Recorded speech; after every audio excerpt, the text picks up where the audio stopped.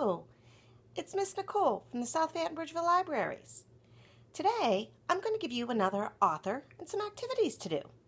I found the story Harry the Dirty Dog on Storyline Online.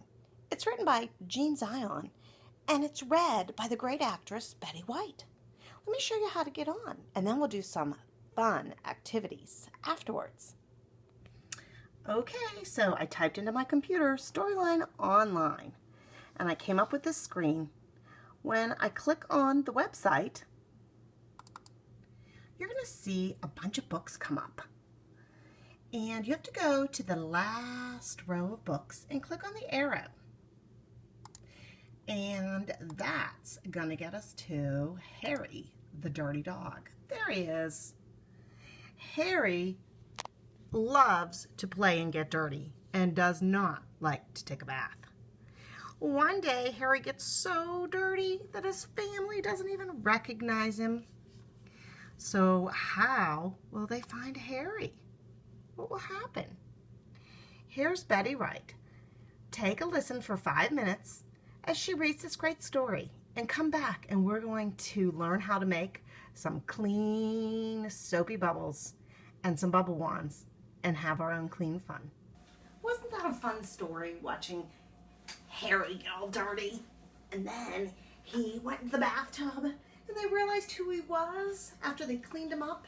So I thought we would make some clean soapy bubbles. If you looked at the pictures carefully in the story, you saw all the bubbles when he was in the bathtub. Well, it's fun to play with bubbles, and I wanted to make some homemade bubbles with things that I already have in my kitchen.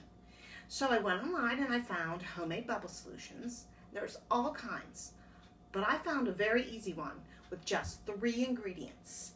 You need dish soap, water, and sugar. So it was super easy. I didn't have to go out and buy anything extra. So the first thing you need to do is you need to get your dish soap and put half a cup of dish soap in a container. Then you need to get 1 cup of water and then half a cup of water. So 1.5 cups of water. And finally, sugar. You need to get your measuring spoons out and use the teaspoon. You need 2 teaspoons of sugar. 1 and 2. Then you want to stir up your solution, not too wild, because if it gets too frothy, the bubbles won't really work. Even whenever you're using store-bought bubbles. If you really stir it up with your bubble wand, it'll get too frothy and it won't work as well. So you don't want to be very wild when you're stirring up this sugary, soapy, watery solution. So I stirred it up. Now I need to make some bubbles. Well, how am I going to do that? I need to make bubble wands. So here's some easy ways to make some bubble wands. I got a pipe cleaner or Chanel stick, and I made this one into a circle.